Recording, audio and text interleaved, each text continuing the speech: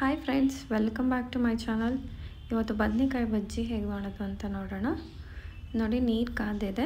ಅದಕ್ಕೆ ಒಂದು 10ರಿಂದ 15 ಹಸಿಮೆಣ್ಸಿನ್ಕಾಯಿ ಹಾಕ್ಕೊಂಡಿದ್ದೀನಿ, 2 ಟೊಮೆಟೊ, ಇವಾಗ 2 ಆಲೂಗಡ್ಡೆನ ನಾನು ಕಟ್ ಮಾಡ್ಕೊಂಡಿದ್ದೀನಿ, ಸಿಪ್ಪೆ ತೆಗೆದು ಅದನ್ನು ಹಾಕ್ಕೊಳ್ತಾ ಇದ್ದೀನಿ. ಬದನೆಕಾಯಿ ಒಂದು 10ರಿಂದ 15 ಬದನೆಕಾಯಿ ತೊಗೊಳ್ಳಿ. ನೀವು ಜಾಸ್ತಿ ಮಾಡೋದಂದರೆ ಇನ್ನೂ ಜಾಸ್ತಿ ಪ್ರಮಾಣದಲ್ಲಿ ತೊಗೊಳ್ಳಿ. ನಿಮಗೆ ಖಾರ ಎಷ್ಟು ಬೇಕೋ ಅಷ್ಟು ಹಸಿಮೆಣ್ಸಿನ್ಕಾಯಿ ಹಾಕ್ಕೊಳ್ಳಿ. ಇವನ್ನೆಲ್ಲ ಹಾಕ್ಕೊಳ್ಳೋಣ.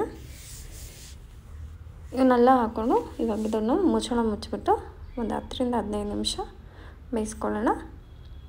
ನೋಡಿ, ಎಲ್ಲ ಬೆಂದಿದೆ. ಇವಾಗ ಮೆಣಸಿನ್ಕಾಯಿನ ಸಪ್ರೇಟ್ ಮಾಡ್ಕೊಳ್ಳೋಣ. ಇದನ್ನು ನೀರೆಲ್ಲ ಬಗ್ಗಿಸ್ಕೊಂಡು ಟೊಮೆಟೊ ಮೆಣಸಿನ್ಕಾಯಿ ಸಪ್ರೇಟ್ ಮಾಡ್ಕೊಳ್ಳಿ. ನೋಡಿ, ಟೊಮೆಟೊ ಎಲ್ಲ ಸಿಪ್ಪೆ ತೆಕ್ಕೋಬೇಕು. ಆಮೇಲೆ ನೋಡಿ, ಇವಾಗ ಇದಕ್ಕೆ ಮಸಾಲ ರೆಡಿ ಮಾಡ್ಕೊಳ್ಳೋಣ. ನೋಡಿ, ಹಸಿ ಕೊಬ್ಬರಿ ನಾನು ಕಟ್ ಮಾಡ್ಕೊಂಡಿದ್ದೀನಿ. ಇವಾಗ ಹುರ್ಗಡ್ಲೆ ಮತ್ತು ಆ ಬೇಯಿಸಿರುವಂಥ ಹಸಿಮೆಣ್ಸಿನ್ಕಾಯಿ, ಒಂದು 4ರಿಂದ 5 ಬೆಳ್ಳುಳ್ಳಿ ಹೆಸರು ಹಾಕ್ಕೊಂಡು ಇದನ್ನೆಲ್ಲ ಚೆನ್ನಾಗಿ ರುಬ್ಕೊಂಬರೋಣ. ರುಬ್ಕೊಂಬಂದು ಇದಕ್ಕೆ ಸ್ವಲ್ಪ ಬೇಕು ಅಂದರೆ ನೀವು ಕೊತ್ತಂಬರಿ ಕೂಡ ಹಾಕ್ಕೊಳ್ಳಿ. ನಾನು ಇದಕ್ಕೆ ಸ್ವಲ್ಪ ಶುಂಠಿ ಹಾಕ್ಕೊಂಡಿದ್ದೀನಿ. ನಿಮ್ಗೆ ಬೇಡ ಅಂದರೆ ಬಿಟ್ಬಿಡ್ಬೋದು, ಚೆನ್ನಾಗಿರುತ್ತೆ. ನೋಡಿ, ಬದನೆಕಾಯಿ ಎಲ್ಲ ನಾನು ಸಪ್ರೇಟ್ ಮಾಡ್ಕೊಂಡಿದ್ದೀನಲ್ಲ, ಇದನ್ನೆಲ್ಲ ಚೆನ್ನಾಗಿ ಇಚ್ಚಿ ಮ್ಯಾಶ್ ಮಾಡ್ಕೊಳ್ಳೋಣ. ಇವಾಗ ಟೊಮೆಟೊ ಎಲ್ಲ ಸಿಪ್ಪೆ ತಕ್ಕೊಂಡು ಇದಕ್ಕೆ ಹಾಕ್ಕೊಂಡು ಎಲ್ಲ ಚೆನ್ನಾಗಿ ಮ್ಯಾಶ್ ಮಾಡ್ಕೋಬೇಕು. ನೋಡಿ, ಸಿಪ್ಪೆ ಎಲ್ಲ ಸಪ್ರೇಟ್ ಮಾಡ್ಕೊಳ್ಳಿ. ಬಿಸಿ ಇದೆ, ಸ್ವಲ್ಪ ನೋಡಿಕೊಂಡು ಸಪ್ರೇಟ್ ಮಾಡ್ಕೊಳ್ಳಿ. ಚೆನ್ನಾಗಿ ಇದನ್ನು ಮ್ಯಾಶ್ ಮಾಡ್ಕೊಳ್ಳಿ. ನಾನು ಪ್ಲೇಟೆಲ್ಲ ಇಟ್ಕೊಂಡಿದ್ದೀನಿ. ಈ ಥರ ಚೆನ್ನಾಗಿ ಮ್ಯಾಶ್ ಆಗಬೇಕು. ಇದಕ್ಕೆ ಇವಾಗ ಟೊಮೆಟೊನ ಹಾಕ್ಕೊಂಡು ನೋಡಿ, ಚೆನ್ನಾಗಿ ಮ್ಯಾಶ್ ಆಗಿದೆ. ಇದನ್ನು ನಾವು ಒಂದು ಪಾತ್ರೆಗೆ ಹಾಕ್ಕೊಳ್ಳೋಣ. ಹಾಕ್ಕೊಂಬಿಟ್ಟು ಇವಾಗ ನಾವು ರುಬ್ಬಿದ್ವಲ್ಲ ಕಾಯಿ, ಅದನ್ನು ಕೂಡ ಇದಕ್ಕೆ ಹಾಕ್ಕೊಳ್ಳೋಣ. ಇದನ್ನು ಇದ್ರ ಜೊತೆನೇ ಮಿಕ್ಸ್ ಮಾಡಬೇಕು, ಆವಾಗಲೇ ಟೇಸ್ಟ್ ಚೆನ್ನಾಗಿರುತ್ತೆ. ಎಲ್ಲ ಇದನ್ನು ಚೆನ್ನಾಗಿ ಒಂದು ಪಾತ್ರೆಯಲ್ಲಿ ಹಾಕ್ಕೊಂಡು ಚೆನ್ನಾಗಿ ಮಿಕ್ಸ್ ಮಾಡಿ ಪಕ್ಕಕ್ಕೆ ಇಟ್ಕೊಳ್ಳಿ. ಇವಾಗ ಇದಕ್ಕೆ ಒಗ್ಗರಣೆ ರೆಡಿ ಮಾಡೋಣ. ನಾವು ಅದೇ ಬಾಣಲಿಗೆ ಒಂದು 2ರಿಂದ 3 ಸ್ಪೂನ್ ಎಣ್ಣೆ ಹಾಕ್ಕೊಂಡು ಸ್ವಲ್ಪ ನೀರುಳ್ಳಿ, ಒಂದು ನೀರುಳ್ಳಿನ ಉದ್ದುದ್ದ ಕಟ್ ಮಾಡ್ಕೊಂಡು ಹಾಕ್ಕೊಳ್ಳಿ. ಸ್ವಲ್ಪ ಕರಿಬೇವು ಸೊಪ್ಪು ಹಾಕ್ಕೊಂಡು ಸ್ವಲ್ಪ ಚೆನ್ನಾಗಿ ಫ್ರೈ ಮಾಡ್ಕೊಳ್ಳಿ. ಚೆನ್ನಾಗಿ ಇದು ಫ್ರೈ ಆಗಬೇಕು. ನೋಡಿ, ಈ ಥರ ಚೆನ್ನಾಗಿ ಫ್ರೈ ಆದಮೇಲೆ ಇದಕ್ಕೆ ಜಾಸ್ತಿ ಏನೋ ಐಟಮ್ ಬೇಕಾಗಲ್ಲ, ತುಂಬ ಈಸಿಯಾಗಿ ಪಟ್ಟನಾಗಿ ಮಾಡ್ಕೋಬೋದು. ಸಾಂಬಾರು ಮಾಡೋ ಅಂಥ ಇದೇ ಇರೋದಿಲ್ಲ. ಒಂದು 10-20 ನಿಮಿಷದಲ್ಲಿ ರೆಡಿ ಆಗಿಬಿಡುತ್ತೆ. ನೋಡಿ, ಚೆನ್ನಾಗಿ ಫ್ರೈ ಆಗಿದೆ. ಇವಾಗ ನಾವು ಇದಕ್ಕೆ ರುಬ್ಬಿರುವಂಥ ಮಸಾಲ ಎಲ್ಲ ಹಾಕ್ಕೊಳ್ಳೋಣ. ನೋಡಿದ್ರಾ ಹೇಗೆ ಬಂದಿದೆ ಅಂತ? ತುಂಬ ಇಷ್ಟ ಆಗುತ್ತೆ ಎಲ್ಲರಿಗೂ. ಇದನ್ನು ಚಪಾತಿ ಜೊತೆ, ರೈಸ್ ಜೊತೆ, ಮುದ್ದೆ ಜೊತೆ ತುಂಬ ಎಂಜಾಯ್ ಮಾಡ್ಕೊಂಡು ತಿನ್ಬೋದು. ಮನೇಲಿ ಎಲ್ರಿಗೂ ತುಂಬ ಇಷ್ಟ ಆಗುತ್ತೆ. ಮನೇಲಿ ನೀವು ಒಂದ್ಸತಿ ಈ ಥರ ವಿಧಾನದಲ್ಲಿ ಮಾಡಿ ನೋಡಿ.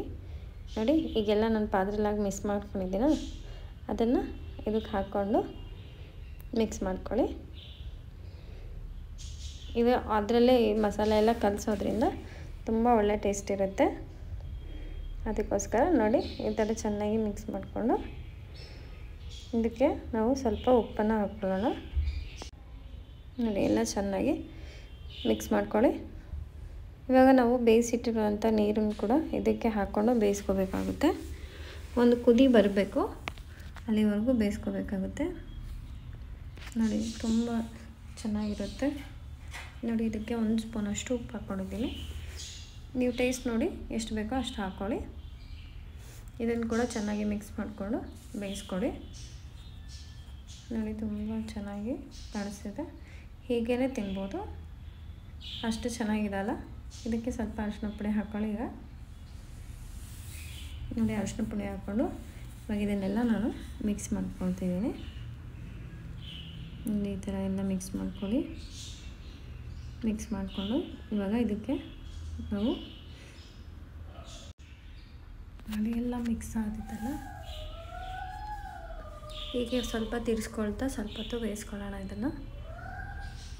ಆಮೇಲೆ ಇದನ್ನು ಲಾಸ್ಟಲ್ಲಿ ನೀರು ಹಾಕ್ಕೊಂಡು ಒಂದು 5 ನಿಮಿಷ ಬೇಯಿಸ್ಕೊಳ್ಳೋಣ. ನೋಡಿ, ಈ ಥರ ಚೆನ್ನಾಗಿ ಮಿಕ್ಸ್ ಮಾಡ್ತಾ ಬೇಯಿಸ್ಕೋಬೇಕಾಗುತ್ತೆ. ನಾವು ಹುರ್ಗಡ್ಲೆ ಹಾಕಿರೋದ್ರಿಂದ ಸ್ವಲ್ಪ ತಳ ಆಗ್ತಾ ಇದೇ ಇರುತ್ತೆ.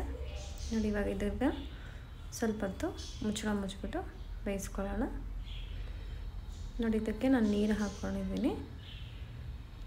ಬೇಯಿಸಿರುವಂಥ ನೀರಿತ್ತಲ್ಲ ಅದನ್ನು ಸ್ವಲ್ಪ ಹಾಕ್ಕೊಂಡಿದ್ದೀನಿ. ಇದನ್ನು ಹಾಕ್ಕೊಂಡು ಚೆನ್ನಾಗಿ ನೋಡಿ ಈ ಥರ ಕುದಿಸ್ಕೋಬೇಕು. ನೋಡಿ, ಚೆನ್ನಾಗಿ ಕುದ್ದಿದೆ. ಇದನ್ನು ನೀವು ಚಪಾತಿ ಜೊತೆ ಇಲ್ಲ ರೈಸ್ ಜೊತೆ ಸರ್ವ್ ಮಾಡಿ, ತುಂಬ ಟೇಸ್ಟಿಯಾಗಿರುತ್ತೆ. ಹೇಗೆ ಬಂತು ಅಂತ ಹೇಳಿ, ಲೈಕ್ ಮಾಡಿ, ಶೇರ್ ಮಾಡಿ. ತುಂಬ ಈಸಿಯಾಗಿ ಮಾಡ್ಕೊಳ್ಳಿ.